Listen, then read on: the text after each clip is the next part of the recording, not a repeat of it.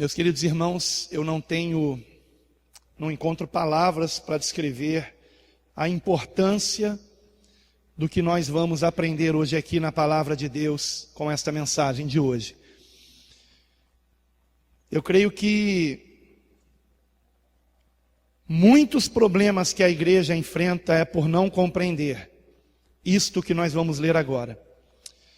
Convido você a abrir a sua Bíblia em Mateus capítulo 5. Estaremos lendo a partir do versículo 43. Mateus capítulo 5, versículo 43. Onde o próprio Senhor Jesus nos diz: Ouvistes que foi dito, amarás o teu próximo e odiarás o teu inimigo. Eu, porém, vos digo, amai a vossos inimigos, bendizei os que vos maldizem, fazei bem aos que vos odeiam, e orai pelos que vos maltratam e vos perseguem, para que sejais filhos do vosso Pai que está nos céus. Porque Ele faz que o seu sol se levante sobre maus e bons, e a chuva desça sobre justos e injustos. Pois, se amardes os que vos amam, que galardão tereis? Não fazem os publicanos também o mesmo? E, se saudardes unicamente os vossos irmãos, que fazeis demais? Não fazem os publicanos também assim? Sede vós, pois, perfeitos, como é perfeito o vosso Pai que está nos céus. Amém. Somente até aqui, os irmãos podem sentar-se, por favor. Eu não sei quantos estão cientes disso, mas hoje, como ocorre todo ano, no domingo seguinte ao Pentecostes, que foi na semana passada, hoje é o chamado Domingo da Igreja Perseguida. Isto é um movimento nacional de oração que acontece em favor dos cristãos perseguidos. Esse movimento ele foi idealizado pelo irmão André, que é o fundador da missão Portas Abertas, uma missão interdenominacional ou não denominacional, que apoia cristãos perseguidos em mais de 60 países. E a última estimativa é que mais de 245 milhões de cristãos enfrentam algum tipo de perseguição ao redor do mundo. Mais de 245 milhões de cristãos. Há um levantamento recente, que inclusive foi noticiado agora no dia 5 de junho, e se refere a um relatório da BBC, que é uma agência de notícias mundialmente conhecida, e um dos sites que noticiou esse relatório da BBC diz o seguinte: perseguição cristã em níveis próximos do genocídio é o título de um relatório da agência de notícias BBC de 3 de maio. Segundo o relatório da BBC, 1 em cada 3 pessoas em todo o mundo sofre perseguição religiosa. 1 em cada 3. Com os cristãos sendo o grupo religioso mais perseguido do mundo. A religião corre o risco, a religião cristã, corre o risco de desaparecer em algumas partes do mundo, observou. E em algumas regiões, o nível e a natureza da perseguição estão chegando perto de alcançar a definição internacional de genocídio, de acordo com a adotada pelo governo, pela própria Organização das Nações Unidas. Genocídio, matança em massa de cristãos. Porém, aqui no Brasil, nós não temos noção do que se é viver num país onde se declarar cristão pode custar a própria vida. Nós não temos noção do que é isso. O máximo que nós sabemos é o que os missionários que nós ajudamos e têm contato conosco nos contam. Como, por exemplo, hoje, nosso amado missionário Jefferson, que faz missão no Níger, participou do culto da congregação do nosso ministério lá no bairro de Jabaquara, em São Paulo, e esteve lá com sua esposa, seus 2 filhos, e quando o pastor Leandro, da congregação, me contou como foi o culto, no áudio ele disse o quanto ele ficou constrangido por perceber que ainda precisa se envolver muito mais na obra de Deus, mediante tudo que o missionário Jefferson e sua esposa Anibele já fizeram por amor a Cristo. Todos os riscos que eles já passaram. Não sei quantos aqui se lembram de que em 2015, se não me engano, um jornal, uma revista francesa, fez uma charge de Maomé. Quantos lembram-se disso? E por conta daquela charge, o nome da revista era Charlie Hebdo, por conta daquela charge, todos os cristãos do Níger, que é o país onde o missionário Jefferson já há 10 anos faz missões, e onde já mais de 70 congregações foram formadas para a glória de Deus, com pastores nativos, trabalho maravilhoso, junto ao projeto Equibalar,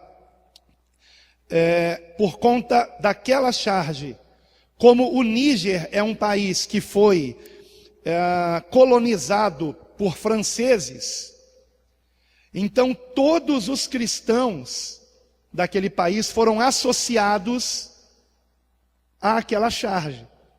E a religião predominante no Níger é o islamismo. Então, em um único dia, se queimaram mais de 90 igrejas no Níger. E as notícias que chegaram aqui foram de que apenas 2 ou 3 igrejas foram queimadas. Mais de 90. Inclusive o colégio que eles cuidavam, o colégio cristão, também foi queimado. E eu me lembro que na ocasião eu escrevi para o missionário Jefferson. E eu disse para ele: meu amado irmão, será que não é melhor vocês virem para o Brasil até a poeira assentar? E eles disseram: não, nós estamos dispostos a dar a nossa vida por Cristo. Foi para isso que viemos para cá.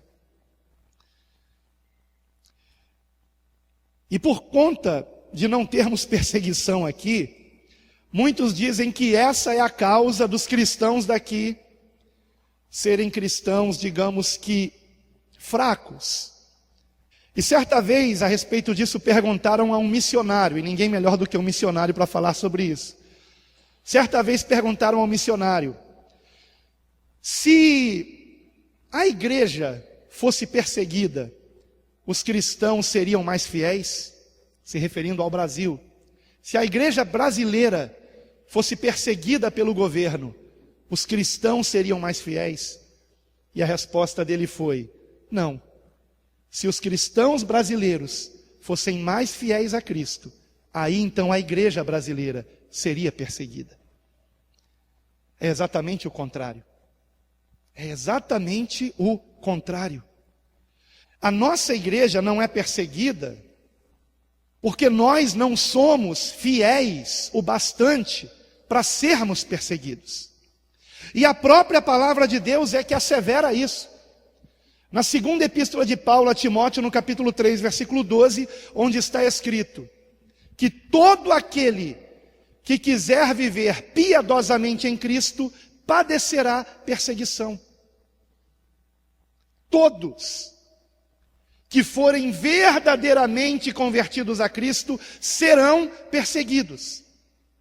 E a igreja brasileira não é perseguida porque a maioria dos que se dizem cristãos nesse país não são realmente convertidos a Cristo. E o texto que nós lemos é uma das maiores provas disso, irmãos. Uma das maiores provas de que nós não temos compreendido o que é ser convertido a Cristo, é o fato de que a maioria de nós não obedece este ensinamento de Cristo. Do que estamos falando? De amar nossos inimigos. Amamos nossos inimigos? Amamos? O missionário Jefferson, eu sei que ama, já deu provas disso. Queimaram suas igrejas, queimaram o colégio onde ele e sua esposa dão aula, e mesmo assim continuaram naquele país, para continuar pregando o evangelho, para que aquele povo se arrependa e se converta a Cristo, e sejam salvos. Isto é amar o inimigo. Amar o inimigo, como o próprio Senhor Jesus nos ensinou aqui, é bendizer os que nos maldizem, fazer o bem aos que nos odeiam e orar pelos que nos maltratam e nos perseguem. Mas por que é que não fazemos isso? Por que é que só oramos pelas pessoas que amamos realmente, familiares, amigos? Ou oramos por nós mesmos? Por que não oramos pelos que nos perseguem, como o Senhor nos mandou fazer? Não oramos pelos que nos maltratam, como o Senhor nos ordenou fazer? Talvez porque chamemos Jesus de Senhor, mas Ele não seja de fato aquele que manda em nós. Muitos hoje recebem Jesus como Salvador, mas não como Senhor. E Ele mesmo disse: por que vocês me chamam Senhor, Senhor, e não obedecem o que eu vos mando? Palavras do próprio Cristo. Mais do que chamarmos Jesus de Senhor, temos que obedecer o que Ele nos ensinou. Mas eu compreendo, amados, que muitos não obedecem este ensinamento porque não conseguem compreender do que se trata isso aqui. Este é um texto que talvez você não tenha notado, como eu levei anos para perceber isso. É um texto que trata de batalha espiritual, irmãos. Isso mesmo que você ouviu. Um texto que fala de amor, mas cujo objetivo é nos conceder a vitória contra as astutas ciladas do inimigo. Esse texto aqui nos revela 3 motivos pelos quais nós devemos amar os nossos inimigos. Mas o primeiro deles é justamente o fato de que o nosso verdadeiro inimigo não é o homem, não são as pessoas. Nós não estamos em guerra com seres humanos. A palavra de Deus declara isso de uma forma explícita. E você conhece a passagem, provavelmente, em Efésios capítulo 6, a partir do versículo 10, que nos diz: fortalecei-vos no Senhor e na força do seu poder, revesti-vos de toda a armadura de Deus. E por quê? Porque a nossa luta não é contra a carne e o sangue. Nossa luta é contra principados, contra potestades, contra hostes espirituais nas regiões celestiais, contra demônios. A nossa luta não é contra seres humanos. Então a primeira razão pela qual eu tenho que amar os meus inimigos é porque o meu verdadeiro inimigo não é aquele que fala mal de mim, não é aquele que me persegue, que me calunia, que me maltrata. O meu verdadeiro inimigo é aquele que está oprimindo esta alma a agir desta maneira. E enquanto nós não compreendermos isso muito bem, irmãos, muito bem, nós continuaremos caindo nas armadilhas de Satanás. Enquanto guardarmos mágoa, ressentimento, rancores, continuaremos errando o alvo da batalha. A nossa luta não é contra o nosso cônjuge, mas existem casais da igreja que ficam em pé de guerra e não percebem que o verdadeiro inimigo foi quem semeou aquela contenda, e não o marido, e não a esposa, e não o filho, e não o pai. Essa é a realidade. Por isso o Senhor Jesus nos ensina a amar os nossos inimigos, porque eles não são nossos inimigos. Simplesmente por isso. O nosso verdadeiro inimigo não é carnal, é espiritual. Agora, se existe um inimigo carnal, esse inimigo carnal é você mesmo, sou eu mesmo. A luta que nós temos que todos os dias travar contra nós mesmos, para que não venhamos reagir do modo como o diabo quer que venhamos reagir. Porque o inimigo, ele, de alguma forma, ele atiça alguém para tirar de nós uma reação, para que venhamos explodir, para que venhamos dizer, agora foi a gota final, agora chega, agora você vai ver quem eu sou, agora eu vou esquecer que eu sou crente, você vai ver só uma coisa. E pronto, e explode com aquela pessoa, quando na verdade deveria explodir em oração contra Satanás e seus demônios. E queridos irmãos, se não identificarmos claramente quem é o inimigo, continuaremos alegrando o diabo, porque ele se diverte quando vê contenda entre irmãos. E quando eu digo contenda entre irmãos, eu começo falando sobre a nossa casa, o nosso lar. Porque a vida cristã começa em casa. Amém? É o meu campo de treinamento. Se eu não for convertido dentro de casa, eu sou um hipócrita fora dela. Essa é a realidade. Então a primeira razão pela qual eu tenho que amar os meus inimigos é porque nenhum deles de fato é meu inimigo. O nosso inimigo procura sempre estar oculto,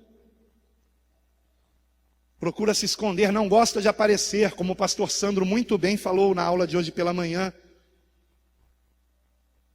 na qual ele, entre outros versículos, ensinou também sobre aquele que em Tiago diz, sujeitai-vos, pois, a Deus, mas resisti ao diabo, e ele fugirá de vós. Antes do resistir ao diabo, tem o sujeitar-se a Deus. Se nós nos sujeitarmos a Deus, então nós colocaremos em prática esse ensinamento aqui. Mas será que estamos compreendendo a profundidade disso, irmãos? Porque vejam bem, do que se trata amar o inimigo? Não se trata de sermos hipócritas, queridos. Se trata apenas do seguinte: amai vossos inimigos. O que significa isso? Ele vai dizer em seguida. Significa bendizer os que vos maldizem, fazer o bem aos que vos odeiam e orar pelos que vos maltratam e vos perseguem. Em outras palavras, não reagir da forma como o diabo quer que você reaja. Pense da seguinte maneira: uma atitude má é uma atitude negativa. E uma atitude boa é uma atitude positiva. Quando alguém faz uma atitude má, ele está lançando uma negatividade no ar. Então, digamos, ele está alimentando os demônios. Ok? Exatamente isso que o diabo quer.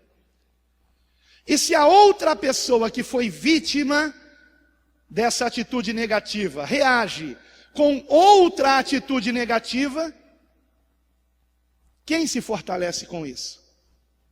As trevas, Satanás, os demônios. Então agora já não é mais uma atitude negativa, agora são duas. E aí depois da reação, tem mais outro contra-ataque. E já são 3, depois 4, e a coisa vai crescendo. E o inimigo se divertindo com isso e se fortalecendo com a situação. Agora, quando uma atitude negativa tem como resposta uma atitude positiva, o que aconteceu? O mal foi neutralizado. Você entende por que esse texto é um texto de batalha espiritual? Porque, como está escrito na Epístola aos Romanos, o mal se vence com o bem. Vença o mal com o bem. Por isso Paulo disse, não amaldiçoeis, outra vez vos digo, não amaldiçoeis, abençoai. Ele enfatiza isso. Então quando alguém vem te contar o que disseram de mal a seu respeito, e você presta o seu ouvido a isso, como você reage? Geralmente a reação é: ah, ele disse isso de mim, é? Pois eu vou te contar umas poucas e boas dele que você não sabe. E pronto. E aí a mesma pessoa que veio te trazer a notícia vai levar também o que você disse para aquela pessoa. É o famoso chapéu de 2 bicos, é o leve e traz. Você pensa que ele é seu amigo, mas amigo de verdade não vai entristecer o teu coração. Amigo de verdade não vai chegar no teu ouvido para fazer você ficar arrasado. Ah, você sabe o que fulano disse de você? Quem conta isso para você não é seu amigo. E não se engane, amados. Quem faz fofoca da vida dos outros para você, fará fofoca da sua vida para os outros também. Repreenda em nome de Jesus. Essa pessoa que age assim precisa de oração. Ela tem que se converter. Ela ainda não compreendeu o que é o Evangelho. Ela continua ainda presa ao inimigo e sendo uma marionete em suas mãos. Mas o Senhor Jesus, como diz a palavra de Deus claramente, naquela cruz no Calvário, Ele morreu por todos, para que todo aquele que nele creia não pereça, mas tenha a vida eterna. Então aquela pessoa que fala mal de você, sabe por que ela ainda está viva? Porque o Senhor está lhe dando mais uma chance de arrependimento, de conversão, e para que o coração dela seja quebrantado, tudo o que temos que fazer é orar por ela, para que ela se arrependa, para que ela se converta. Mas muitas vezes reagimos exatamente como as trevas quer que venhamos reagir. Irmãos, como é difícil entendermos isso. Como é difícil praticarmos isso. Eu estou para trazer uma mensagem aqui com os 3 ensinamentos mais difíceis de nós colocarmos em prática. Esse é um deles. Compreendermos que o nosso inimigo não é nenhum ser humano, nenhum. Não é carnal. Repito, o único inimigo carnal que eu tenho sou eu mesmo. Eu mesmo. Quando eu me exalto com a minha esposa, por exemplo, coisa que é normal acontecer, infelizmente, em muitos casamentos ou em todos, vez ou outra isso acontece, especialmente os homens, se exaltam, esquecem que a mulher é o vaso mais frágil, que a palavra de Deus nos ensina a tratar com todo carinho, cuidado e amor. E os homens se esquecem disso. Quando eu me exalto, eu me entristeço comigo mesmo, porque eu permiti que a minha carne prevalecesse.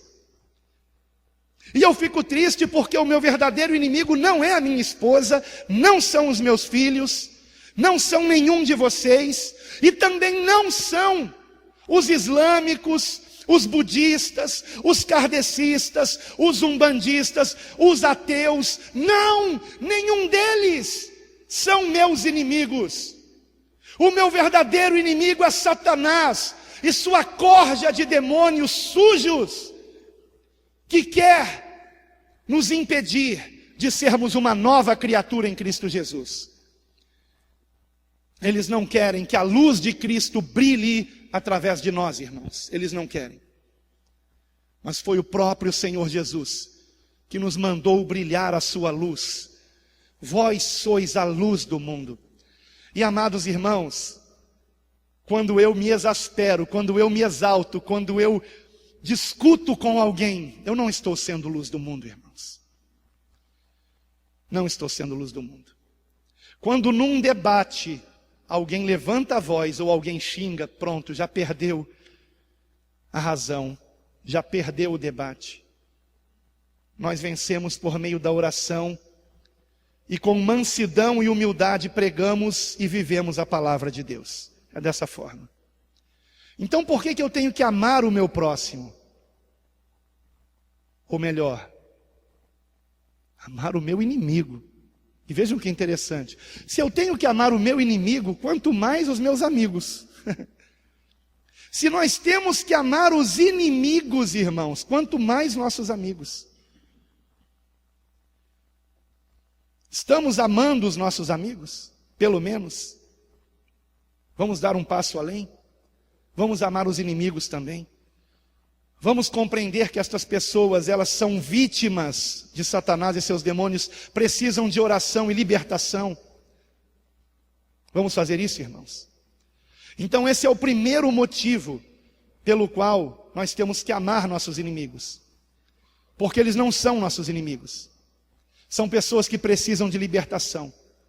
E enquanto não compreendermos isso, ficaremos apenas admirando os missionários que vão lá para os países onde é proibido ser cristão.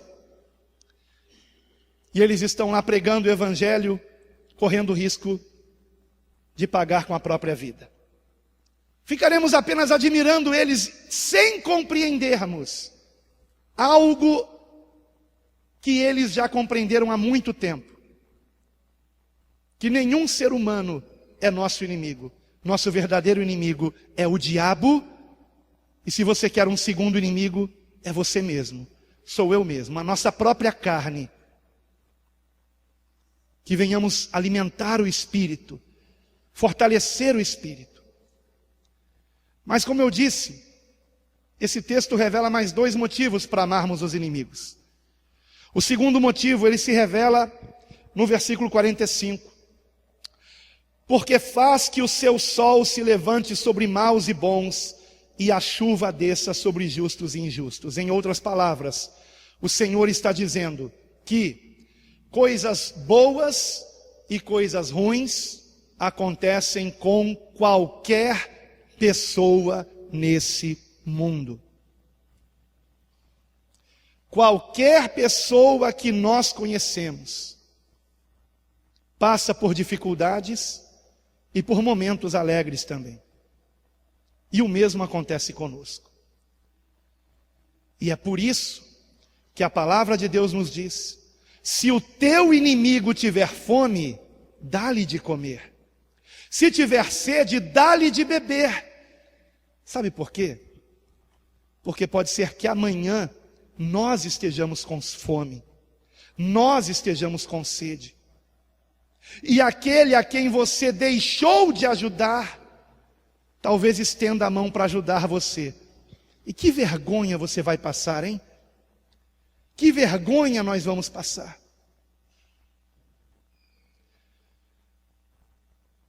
Todos nós já ouvimos o ditado que diz que o mundo dá muita volta, não é verdade? O mundo dá muita volta. O que queremos dizer com isso? Que aquele que está em cima, amanhã pode estar por baixo. E aquele que está por baixo, amanhã pode estar por cima. O problema é que quando estamos por cima, temos a tendência carnal e diabólica de ignorarmos os que estão por baixo. E de os culparmos por isso. E de tentarmos encontrar neles algum pecado não confessado, para que eles estejam passando necessidade, por exemplo, e nos esquecemos que o próprio Paulo, apóstolo, teve momentos de necessidade. E era um homem santo, consagrado ao Senhor. Todos nós, amados, podemos passar por aflições. Mas a questão é, temos nos compadecido dos aflitos? Temos nos compadecido daqueles que precisam da nossa ajuda? Ou estendemos as mãos apenas para os nossos amigos?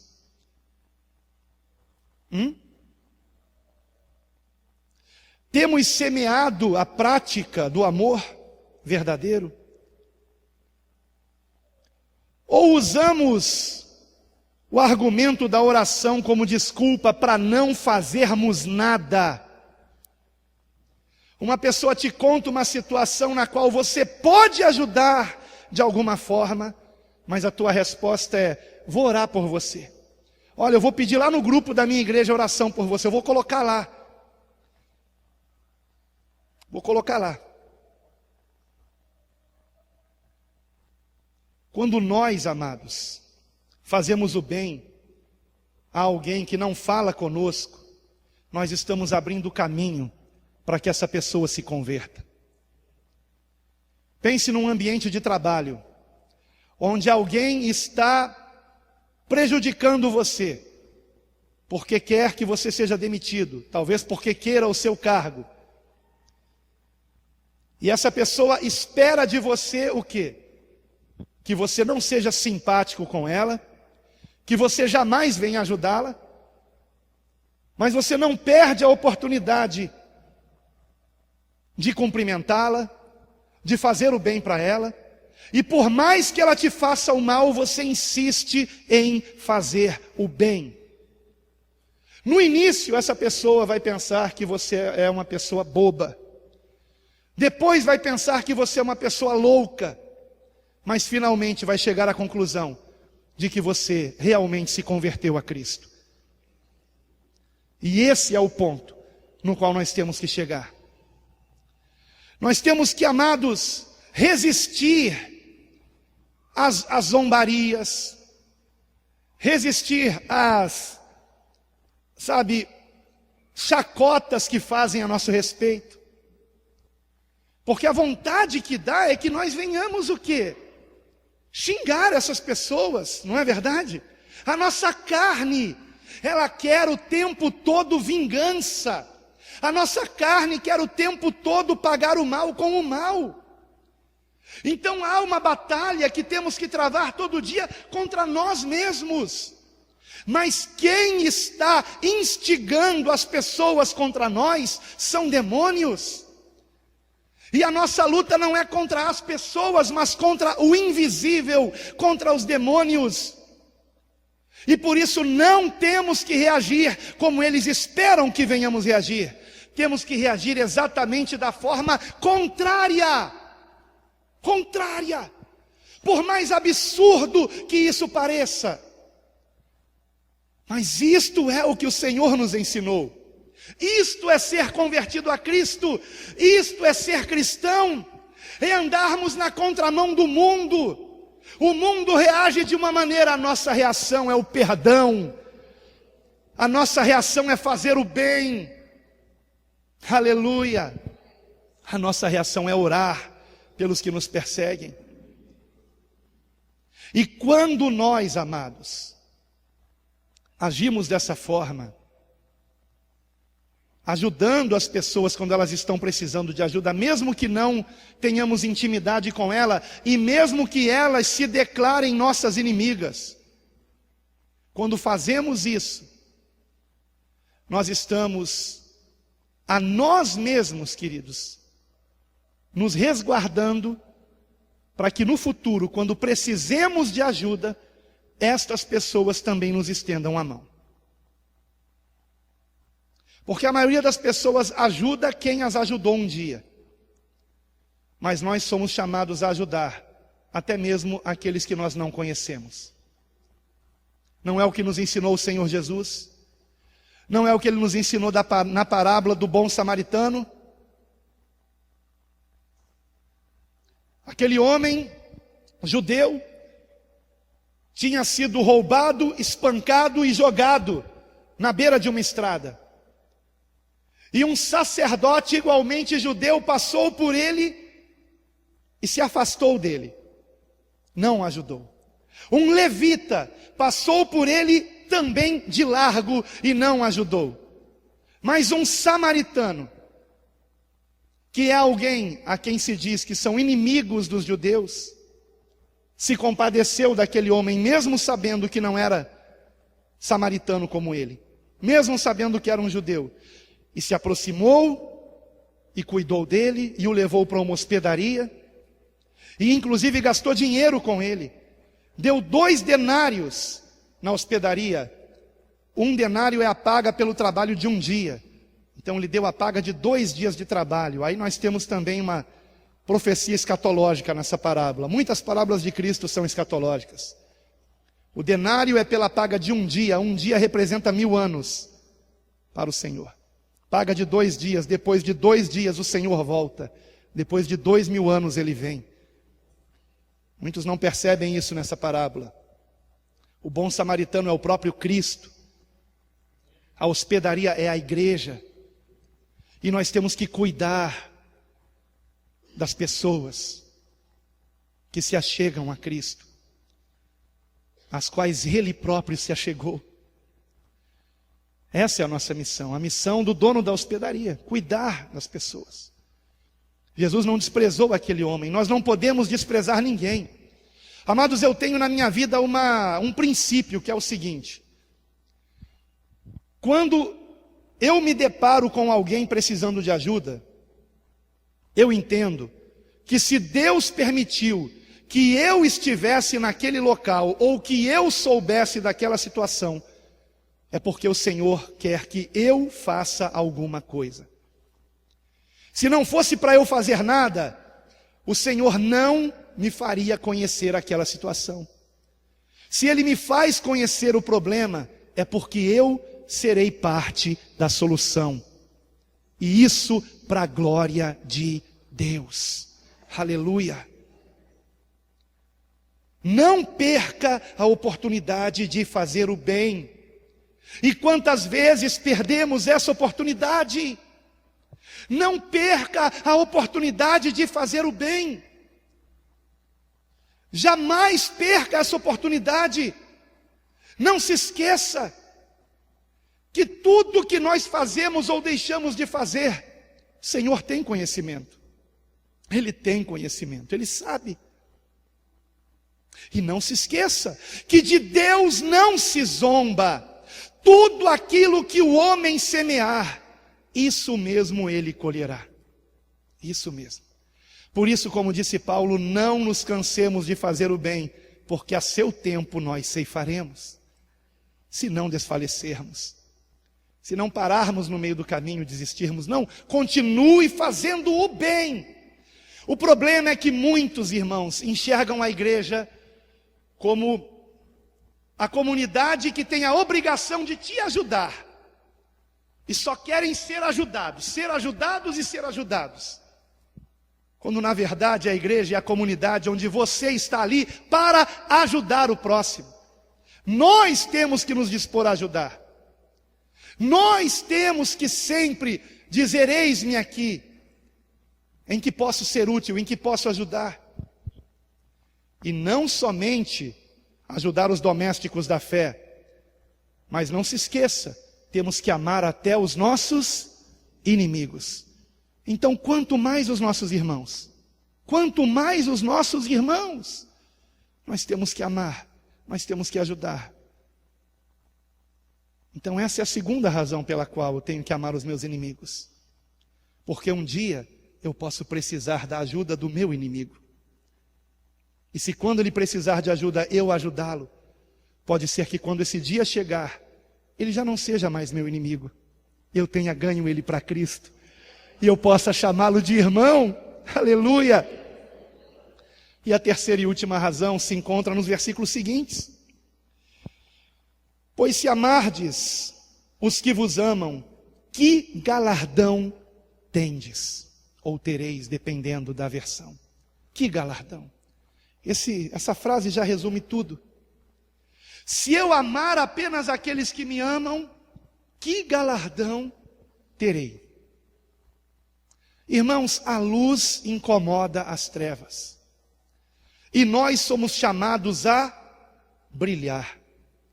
Nesse mesmo capítulo, vejam comigo, o versículo 14. Mateus 5, versículo 14. Vós sois a luz do mundo. Não se pode esconder uma cidade edificada sobre um monte, nem se acende a candeia e se coloca debaixo do alqueire, mas no velador, e dá luz a todos que estão na casa. Assim, resplandeça a vossa luz diante dos homens, para que vejam as vossas boas obras e glorifiquem a vosso Pai que está nos céus. Brilhe a vossa luz diante dos homens. Não por acaso o Senhor dá dois exemplos aqui de luz. Ele dá o exemplo de uma candeia, de uma lamparina, algo pequeno, e diz que não se esconde isso, por exemplo, debaixo de uma cama, mas se coloca no ponto mais alto de um aposento, para que ilumine a todos naquele lugar. E ele usa um segundo exemplo, o exemplo de uma cidade. Não se pode esconder uma cidade edificada sobre um monte. Isso me faz lembrar que toda vez, à noite, que eu chego em casa, da minha casa a gente avista a serra e avistamos Petrópolis. E a gente vê as luzes de Petrópolis, da minha casa, aqui em São Gonçalo. Não se pode esconder uma cidade edificada sobre um monte. As luzes da cidade denunciam que a cidade está ali. Por que o Senhor usou esses dois exemplos? Porque a cidade representa a igreja. Representa a igreja do Senhor. Nós temos que juntos brilhar. Juntos temos que fazer a diferença. Temos que trabalhar juntos para a glória de Deus. Evangelizando, edificando vidas, fazendo ação social, sim, o bem ao próximo, mas sobretudo pregando o Evangelho, para que essas pessoas se convertam a Cristo, arrependendo-se de seus pecados e confiando nele para a salvação. Mas temos que brilhar também individualmente. Onde quer que nós estejamos, não podemos ocultar a nossa fé. Não podemos fingir que somos coniventes com o pecado alheio, com a maldade alheia. Precisamos brilhar, irmãos. Precisamos brilhar o amor de Deus revelado em Cristo. Precisamos brilhar a paz de Cristo que excede todo o entendimento. Então, amados, que venhamos brilhar de verdade. Que o mundo não nos veja deprimidos, ansiosos, desesperados, e muito menos que o mundo não nos veja murmurando, reclamando, pagando mal com o mal, se vingando do próximo. Que coisa horrível é essa? Mas são milhares que se dizem cristãos que agem dessa maneira. Temos ou não temos Cristo em nós? Porque foi Ele que disse: eu vos deixo a paz, eu vos dou a minha paz, não vou lá dou como o mundo a dá. E como é que o mundo dá a paz? Em troca de alguma coisa.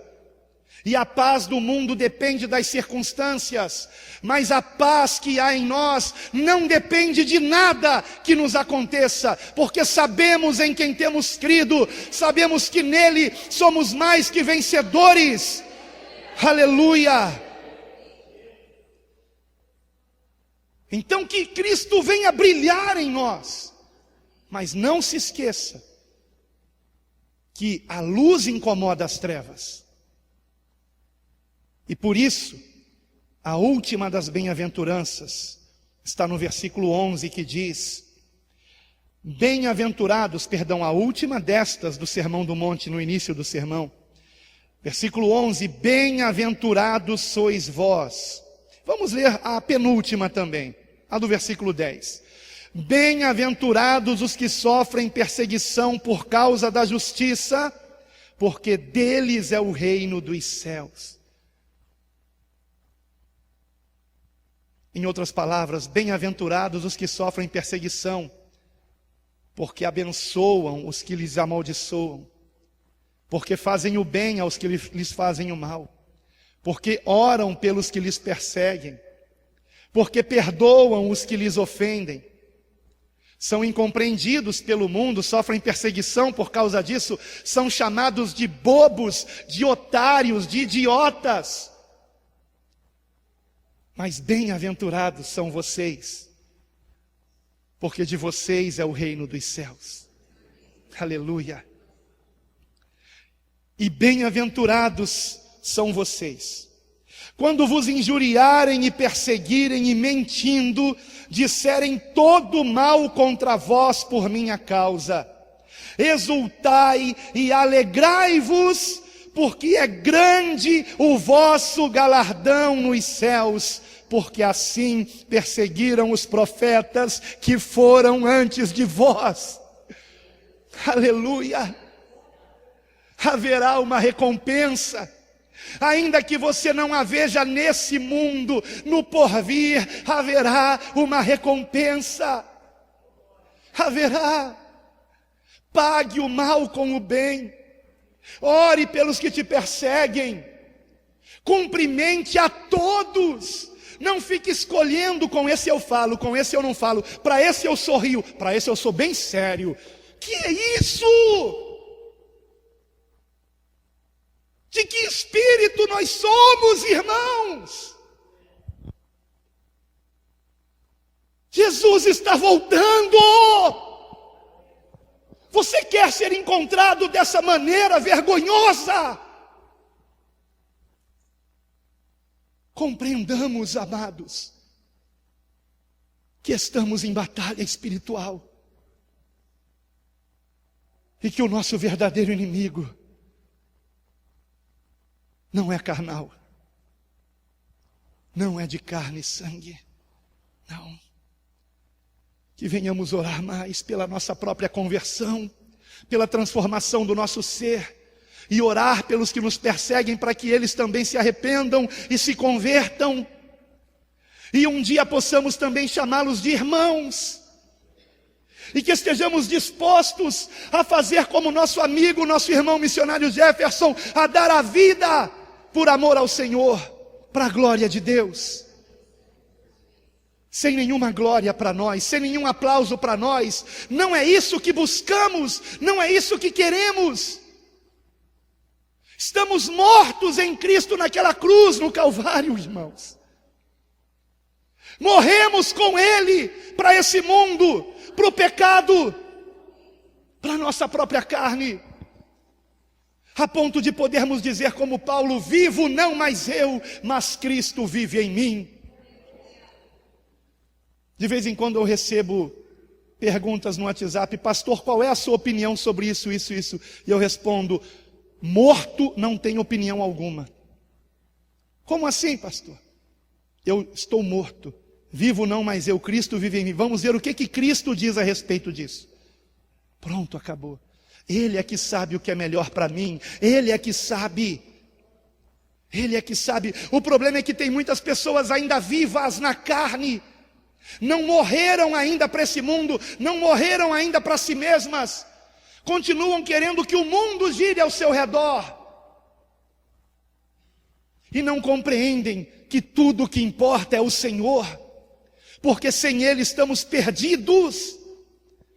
Se o Pai não tivesse nos amado e enviado o seu Filho ao mundo para morrer na cruz do Calvário pela nossa salvação, se Ele não nos tivesse dado a possibilidade de crermos nele para sermos salvos, nenhuma esperança teríamos, irmãos. Nenhuma.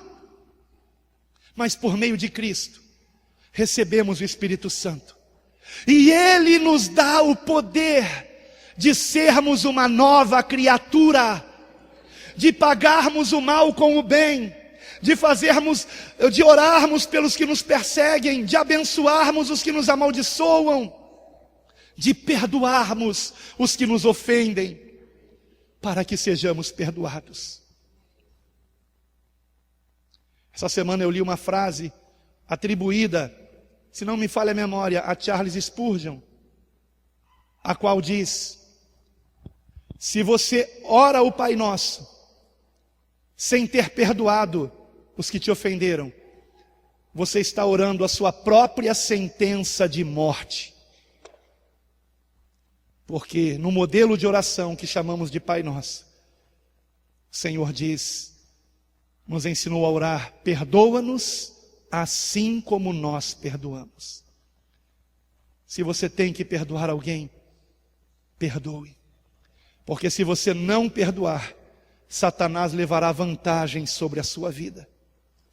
Como Paulo advertiu aos Coríntios, escrevendo na sua segunda epístola, que se os coríntios tinham perdoado determinado irmão, ele, Paulo, também o perdoava, para que Satanás não levasse vantagem sobre eles, porque Paulo não ignorava os seus ardis, as suas artimanhas.